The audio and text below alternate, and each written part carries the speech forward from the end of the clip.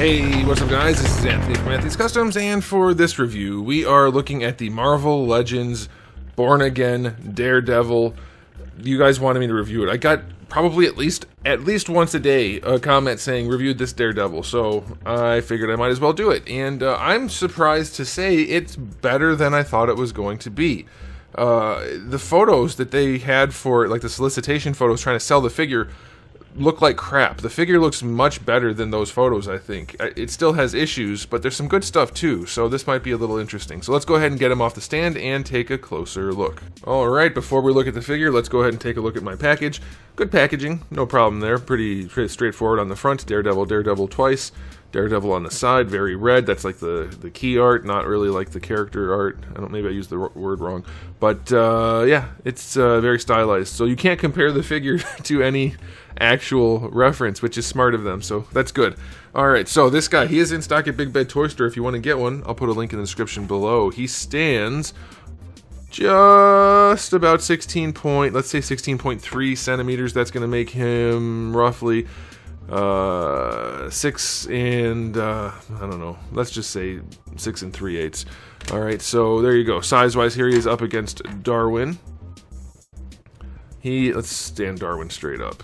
He's not the tallest figure in the bunch, but he will fit in just fine. I think that's reasonable for Daredevil. Now let's do a question of the day. Are you guys collecting the live action thing still, or are you like me and you just don't care about the live action stuff anymore because it's all so samey and bland? Because for me, that's what happened. I totally lost interest in the live action stuff not long after it started. The canvas, tactical stuff, it's so boring to me, so I don't care. Also, I stopped watching Marvel stuff after Endgame, so let me know how you guys are on that situation also. But I did look into this to see how accurate the suit is. It's not perfect. That's never going to be the case with the live action stuff, so I guess you have to be okay with that, or you're not going to want to collect these things in the first place. It looks to me like the head sculpt is based on one of the earlier things that they showed, because it doesn't seem to me like he has that much facial hair going on in the actual show. But it's done reasonably well, so that's okay. And the paintwork throughout is clean enough. The biggest issue I have on mine is the gray lines aren't actually on where they're supposed to be right there, but everywhere else they're pretty darn good. It looks decent. And it has mostly a flat finish, maybe a matte finish, whatever you want to call it, but it looks pretty darn good, I have to say. I think the sculpt, though, somehow Hasbro manages to even take the live action suits, which are basically cosplay, and still make them derpier in action figure form. I don't get it. If anything, exaggerate it. But yeah, they make him look less cool here than he does on set. And I went through it, I looked at screenshots, I looked at clips and everything. He looks better in person. His shoulders are bigger, more padding, broader looking chest, narrower hips, narrower legs. Like, it's derpier looking here. Will that matter once you pose it? Maybe not, but posed figures look better if they look better when they're neutral too. So that's a thing. But generally, for Marvel Legends standards, this is not a bad release at all. It's not too bad.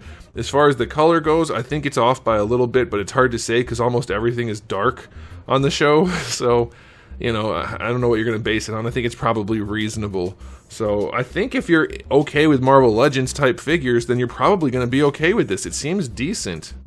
Decent enough, at least. So I'll give him an 8 out of 10. He looks pretty good overall. Not perfect, but pretty good. Now, as far as accessories go, he's got the 2 gripping hands. That's great. Then he has 1 fist hand and 1 open hand. I like the open hand, but not having 2 fist hands really grinds my gears. It should be a standard rule. Everybody gets 2 fist hands. Always, always, always. If they ever punch anybody, they should have 2 fist hands. You do get his 2 sticks, which are surprisingly soft. I shouldn't say it's surprising. It's not. They're painted okay. They're not great. They do fit in his pouchy thing okay. And then you get the rope for those, which is, again, just okay. Yeah, it's fine. Accessory-wise, 7 out of 10. An alternate head would have been great, and an extra fist hand would have been even better. Okay, time for articulation, because this guy's got some nice stuff going on. Some stuff that's not so great, too. So we have the disc hinge at the top, which some people like.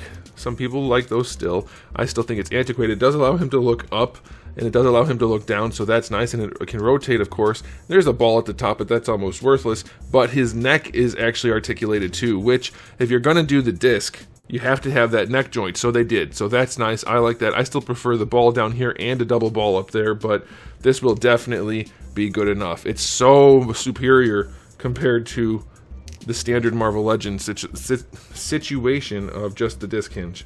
So yes, at least having that one ball in there does help a lot. So I really appreciate that. That's very nice. For the shoulders, they're going for this style, which has the ball peg just letting the arm rock around. This gray thing here is blocking the gap nicely, but you have very little range. It's really just for nuance posing, adjustment posing, which is fine, but I'd like to see a little bit more out of that for a more nimble type character, but it'll do, and it does look nice. Full rotation there. Shoulders go up way better than horizontal, so that's nice. Bicep swivel is fine. Double jointed elbow, that's fine. I mean, it's reasonable. Wrists have a swivel and a hinge. The hinge is vertical, which is nice. Vertical hinge for melee weapons is the way to go for sure. It's a little more arguable for guns, but I always want vertical for gripping hands, personally. Almost always. And the plastic isn't as gummy as it has been. I mean, it is still gummy. You still could probably rip the arm off, but it's not as bad. So just be aware. Alright, for leaning, he has a diaphragm joint, which gets gappy almost right away, which is unfortunate, which means you're barely going to be able to use it before you don't want to anymore. So it's not the best. But he does lean forward a little bit, which is alright.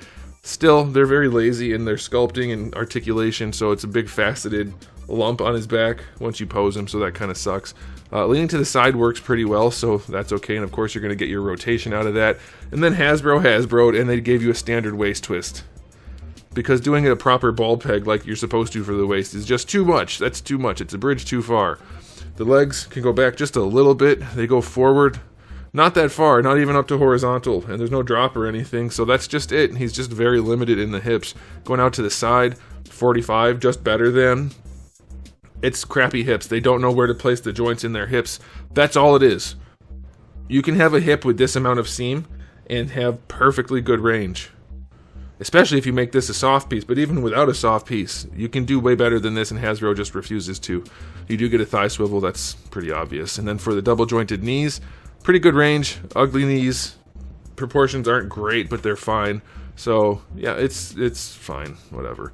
Alright, no boot swivel, even though it should have one at this obvious boot. Don't have it. Ankles go all the way back and pretty far forward. That's decent, but the ankle rocker is so steep, so you really need a boot swivel to compensate for that. So that kind of sucks. And then the shape of the feet is weird too. So his articulation is in some ways really nice, and in other ways pretty much run-of-the-mill Hasbro slop. So I'll go 8 out of 10 overall, just because it is better, I think. Because of those few nice things like the neck and the upper torso, it's not too bad. Having the wrists have the right joints, that's nice too. So yeah, it could be a lot worse. I thought it was going to be. I thought it was going to just be a terrible figure, and I wasn't even going to bother reviewing it, especially after seeing how Punisher turned out. What a turd that was. This is surprisingly nice. Like, if you wanted this figure, get it. You'll enjoy it enough, for sure. It's nothing like... It's not going to compare to like InArt or LPZZ or most any other figure line, but it's definitely good enough. And Hasbro has tended to do a better job on their live action stuff anyway, so I'm not really too surprised, I guess. But yeah, it's way better than I thought. So I'll give it an overall rating of 8 out of 10 for Marvel Legends. It is a perfectly fine release. I'd give it a 9 if it had 2 fist hands and a few other weird issues fixed, but still, decent release. Let me know what you guys think in the comment section below, but that'll be it for me. So thanks for watching. If you enjoyed the video, please do give it a thumbs up. If you didn't, give it a thumbs down. And if you haven't subscribed, you should. I have new videos just about every single day, and thousands already on the channel. So make sure you come back for all of that. And in the meantime, keep collecting.